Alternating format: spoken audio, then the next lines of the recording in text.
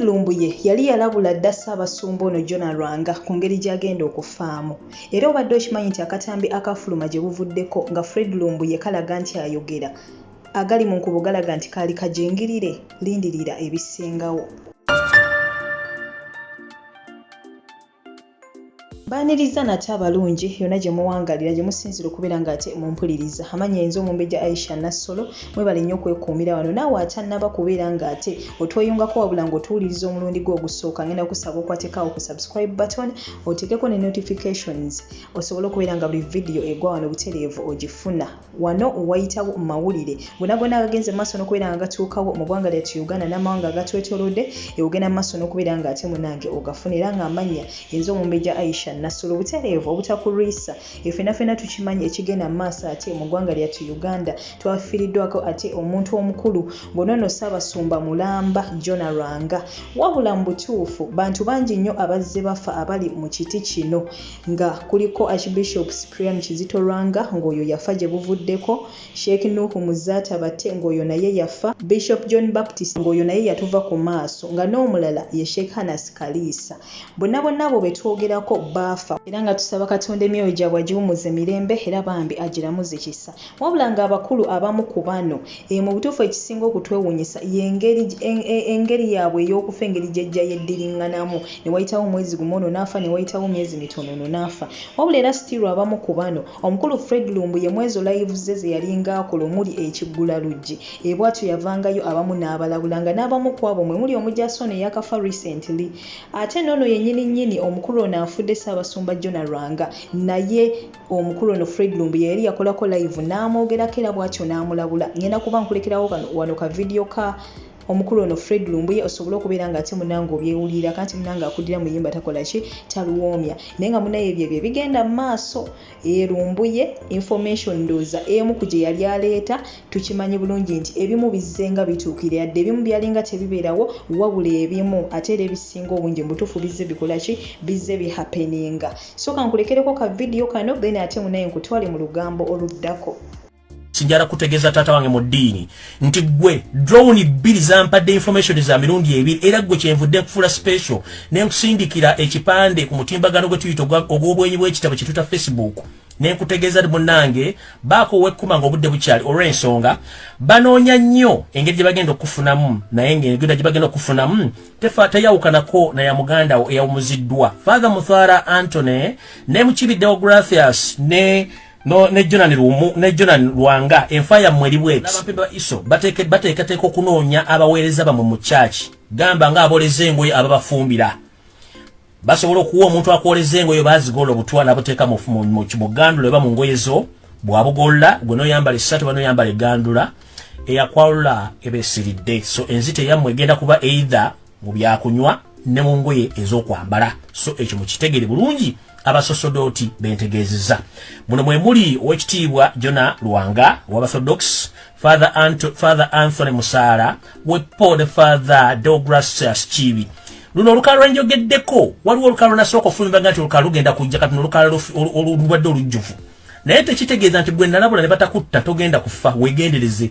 era muveemu okubiri lulunga nno obudde bukyali kubanga bwe mutakikola guno omwezi gwo ogwokuna n'ogwokutaano omumpembe Ponsiyo Pilato Yoseta Basiro mutano wa Kalekyezi yeefudde akagomba mu bulago kyanti tasula utakeese tegakkirira tegambuka n'otandika okukalula amaaso gy'obira nti ebyennyanja waliwo yabikuliiriddeyo yabikutumye kumbe ku nsimbi zo zennyini ze zikutta ngenze mu maaso.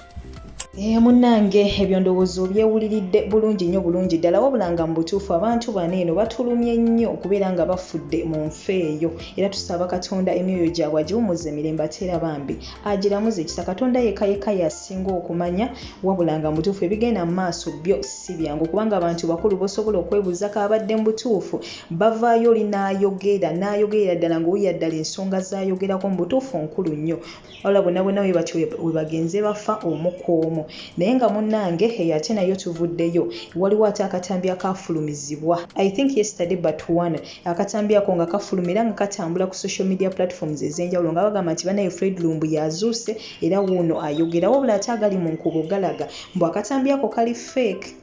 munnange agali mu nkubo galaga nti akatambi kali fake kati mu butuufu ekituufu kyo tekinnazuuka sobola kuvaayo wano ne nkakasa nti kali fake era sobola kuvaayo wano ne nkakasa nti kali ki nti kali original wabula nga gatambula galaga nti akatambi ako kandiba nga munnange kali fake era abamu bagamba nti abawamba omukulu oyo Lumbuye bo beetaaga ssente ate abalala bagamba nti ali mu mikono gya poliisi kale kwegamba ye propaganda akyali mungi nnyo mungi ddala era nga ngenda kulekerako akatambi ako akagambibwa okubeera nga aka Fred Lumbuye wabula nga ate abamu bakabuusabuusa gw'ogenda kuba onterakawo mu comments kikyolowooleza kana akatambi ddala ka Fred Lumbuye ye we kataba kake olwo ki ekiddako abantu olaba nga baba babaguuma like babagize nnyo kwa mutuufu wekafuluma abantu ne baddamuko ku ssuubi kuba ekyamazima bantu bangi bagenda mu maaso n'okubeera nga balwanirira omukulu ono Lumbuye bannayuganda mu Turkey bakyekalakasa ku embassy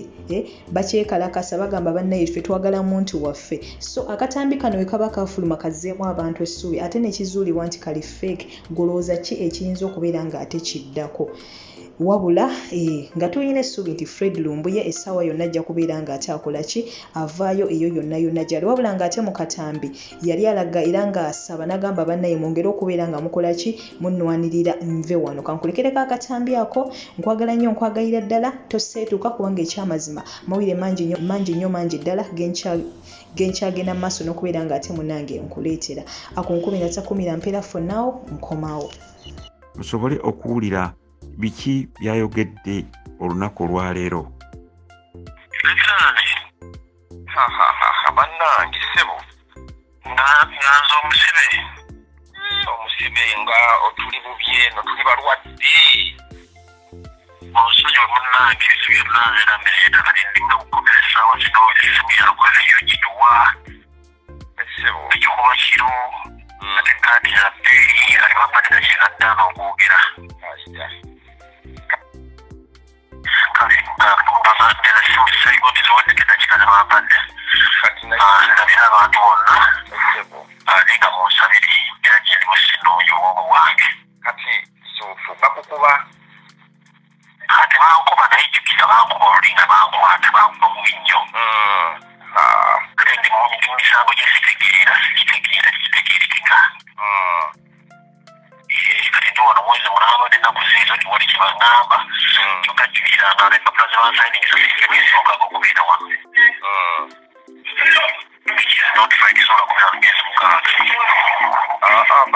bano balina kiiru kye bakoze baagala kujjawo bakutwale